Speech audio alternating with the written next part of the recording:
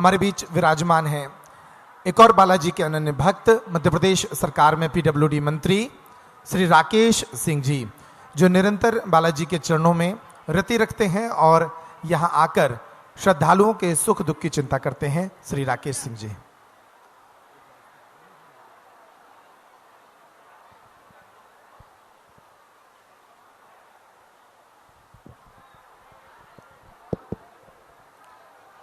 बोलिए पूज्य बागेश्वर धाम सरकार की जय। जय श्री राम।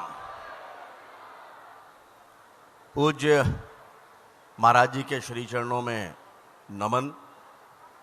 मंच पे विराजमान सभी संत जनों के चरणों में नमन।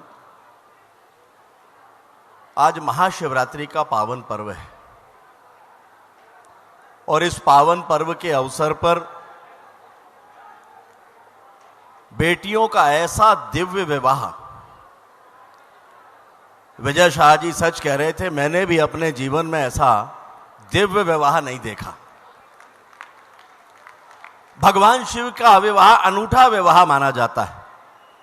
उस समय कहते हैं कि सभी उसमें देवता, किन्नर, भूत प्रेत सब उसमें शामिल हुए थे और पूज्य महाराज जी के आशीर्वाद से जो विवाह संपन्न हो रहा है उसमें समाज का, वर्ग का हर वो व्यक्ति जो सकारात्मक भाव लेकर यहां आया है वो इस विवाह में सम्मिलित है और इस विवाह को देखकर हतप्रभ है।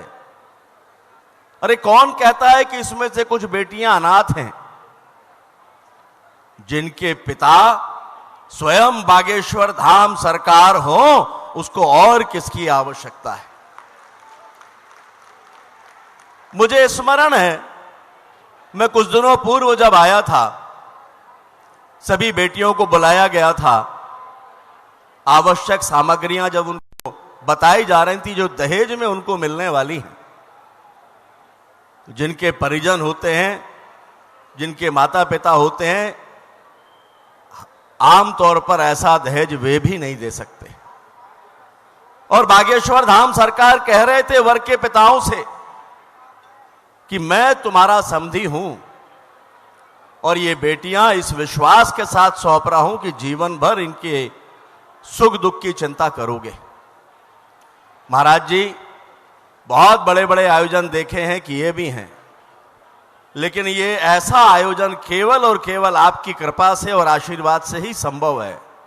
यहां हर कोई बेटियों को आशीर्वाद देने आया है, लेकिन मुझे तो बेटियों को आशीर्वाद देने में भी संकोच है। अरे जिस पर आपका आशीर्वाद हो महाराज जी, उसे और किसके आशीर्वाद की आवश्यकता है?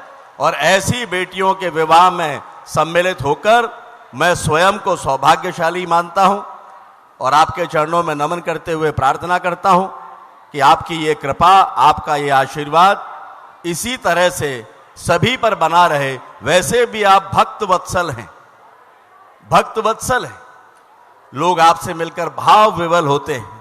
आपके चरणों की दया और कृपा सभी पर इसी तरह से बनी रहे और हम सबको भी जो मंच पर विराजमान हैं और जो सामने हैं, आपके कृपा पात्र होने का अवसर इसी तरह से प्राप्त होता रहे।